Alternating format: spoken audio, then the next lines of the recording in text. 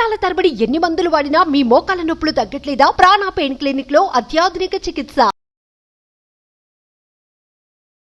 నమస్తే, welcome to Suman TV. నేను మీ Suman TV Usha. ముందుగా సుమన్ టీవీ ప్రేక్షకులందరికీ దసరా శుభాకాంక్షలు.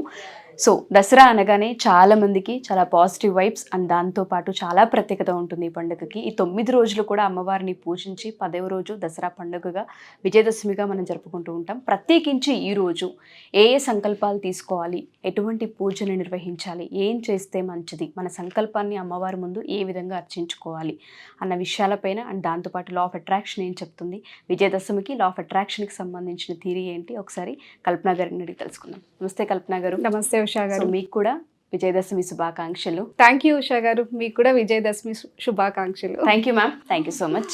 సో చాలా మంది అడుగుతూ ఉంటుంటారు, అసలు యాక్చువల్గా అక్టోబర్ అంటేనే చాలా పాజిటివ్ వైబ్స్ ఉంటాయి. ఎందుకంటే దేవి నవరాత్రులు స్టార్ట్ అవుతూ ఉంటుంటాయి, పూజలు నిర్వహిస్తూ ఉంటుంటాం, అమ్మవారి ఉపాసన చేస్తూ ఉంటుంటారు, కొంతమంది దీక్షలో ఉంటుంటారు. ఇలా ఏ విధంగా చూసుకున్నా ఇంట్లో ప్రతిరోజు ధూపదీప నైవేద్యాలతో నిండిపోయి ఉంటుంది. అవును, కానీ సంకల్పాలు ఉంటుంటాయి చాలామందికి, కొన్ని చెప్పుకోలేని పెయిన్స్ ఉంటూ ఉంటాయి, వాటి నుంచి బయటపడాలి అని చెప్పి, మనీ స్ట్రక్ అయి ఉంటాయి, అవి అందాలని చెప్పి అమ్మవారిని అర్చించుకుంటూ ఉంటారు. ఈరోజు ఏ విధంగా సంకల్పాన్ని తీసుకోవాలి అంటారు? ఈరోజు ఏం చేస్తే మంచిది అంటారు? ఈ నవరాత్రులు ఏదైతే ఉందో అమ్మవారు రాత్రింపగలు మహిషాసురుడితో యుద్ధం చేసి 10వ రోజు విజయాన్ని సాధిస్తుంది రోజు. సో ఇక్కడ ఏంటి అంటే చెడుని సంహరించి అమ్మవారు ధర్మాన్ని కాపాడుతుంది. సో మనము అమ్మవారి విగ్రహం చూసినట్టయితే సో చేతిలో త్రిశూలము, కత్తి కావచ్చు, మనకు ప్రతి ఒక్క టెంపుల్లో కనిపిస్తుంటాయి. సో ఇంట్లో పెట్టుకునే ఫొటోస్లో కూడా ఈ ఆయుధాలు అనేవి కనిపిస్తూ ఉంటాయి.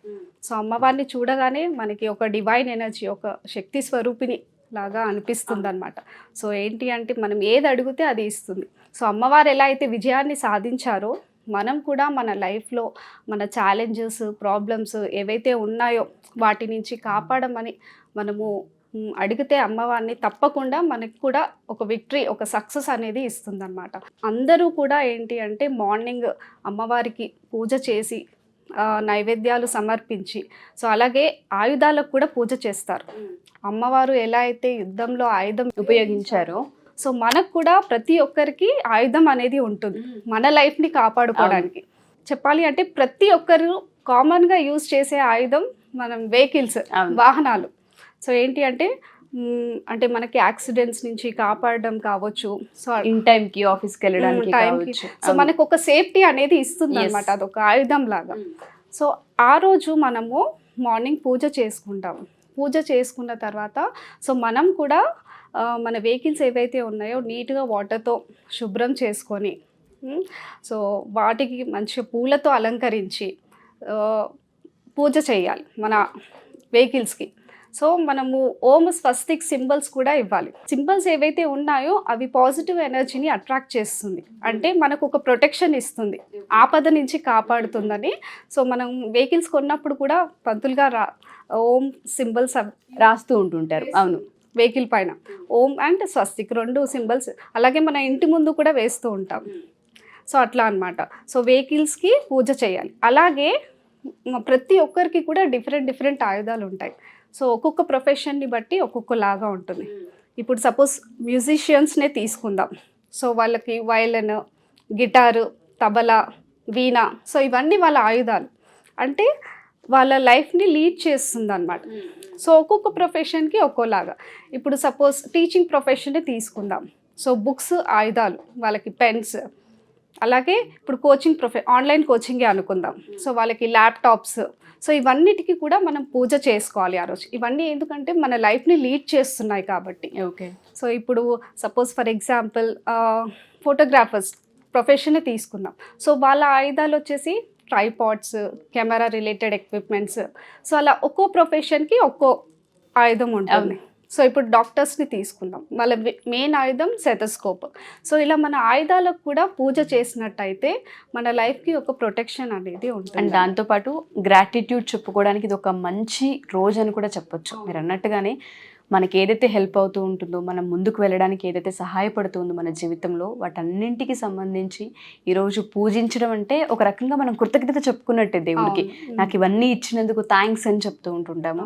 మేబీ ఇంతకు మించిన మంచి రోజు లైఫ్లో మళ్ళీ మళ్ళీ మనకి రావు కాబట్టి వచ్చిన ప్రతిసారి కూడా మీరు అన్నట్టుగా ఎటువంటి నెగిటివ్ థాట్స్ లేకుండా గ్రాటిట్యూడ్ అనే దాంతో కనుక పూజని స్టార్ట్ చేస్తే మంచి జరిగే అవకాశం ఉంటుంది.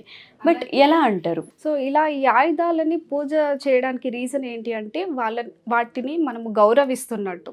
సో ఏంటి అంటే మనకున్న నెగిటివ్ ఎనర్జీస్ నుంచి మనని కాపాడుతున్నట్టు అన్నమాట. సో ఒక పాజిటివ్ దారిలోకి తీసుకెళ్తున్నట్టుగా మనము ఈ పూజలు అనేవి చేస్తామన్నమాట ఈ ఆయుధాలకి. ఓకే. సో డెఫినెట్గా ఈ దసరా రోజు మాత్రం ఖచ్చితంగా మనం ఏదైతే వాడుతూ ఉంటుంటామో ప్రతిదానికి పూజించాలి, గ్రాటిట్యూడ్ చెప్పాలి అంటారా కల్పన గారు? అంటే ప్రతి ఒక్కరూ ఒక్కొక్క ప్రొఫెషన్లో ఉంటారు. సో మీ ప్రొఫెషన్లో మీ ఆయుధం ఏంటి, సో దాన్ని గ్రహించి సో అది అమ్మవారి దగ్గర పూజ రూమ్లో పెట్టుకొని అయినా కూడా మనం వాటికి పూజ చేసుకోవచ్చు. సో అందరికి కామన్ గా ఆయుధం వచ్చేసి మన వెహికల్స్ అన్నమాట. సో వెహికల్స్ అయితే అందరూ చేస్తారు, బట్ డిఫరెంట్ ప్రొఫెషనల్స్ వాళ్ళు కూడా సో వాళ్ళ ఆయుధాలని పూజ రూమ్ లో పెట్టుకొని పూజ చేసినట్టయితే ఇంకా వాళ్ళ ప్రొఫెషన్ లో ఇంకా సక్సెస్ ని సాధిస్తారు. డెఫినెట్గా మ్యామ్. సో ఎవరైనా సరే మా ఈ వీడియో కనుక చూస్తే కల్పన గారు చెప్పినట్టుగా చాలాసార్లు మనం మాట్లాడుతూ ఉంటుంటాం, చాలా నెగిటివ్ అనిపిస్తుంది, ఏ పని చేయాలన్నా ముందుకెళ్ళట్లేదు, ఏమనుకున్నా జరగట్లేదు అని చెప్తూ ఉంటుంటారు. ఈ రోజుకి చాలా పవర్ ఉంటూ ఉంటుంది. సో మనస్ఫూర్తిగా మనకి ఏదైతే లైఫ్ ఇస్తుందో ఆ వస్తువులకి, ఆ ఆయుధాలకి కనుక థ్యాంక్స్ చెప్తూ అమ్మవారి దగ్గర మనం పూజించినా, వాటికి రెస్పెక్ట్ చేసినా ఖచ్చితంగా దానికి డబుల్ ట్రిపుల్ మన లైఫ్లో చూసే అవకాశం ఉంటూ ఉంటుంది. ఇంకా ఇన్ డీటెయిల్డ్గా మీకు కావాలి అనుకున్నంటే ఎటువంటి సంకల్పాన్ని తీసుకోవాలి, ఈరోజు ఏ టైంలో కూర్చొని అమ్మవారి దగ్గర మనం పూజించాలి, ఎన్నిసార్లు అఫర్మేషన్ చేయాలి, ఏ టైంలో అఫర్మేషన్ చేయాలని అడుగుతుంటారు. దానికి సంబంధించిన పూర్తి డీటెయిల్ కూడా కల్పన గారు ఇవ్వడం జరుగుతూ ఉంటుంది.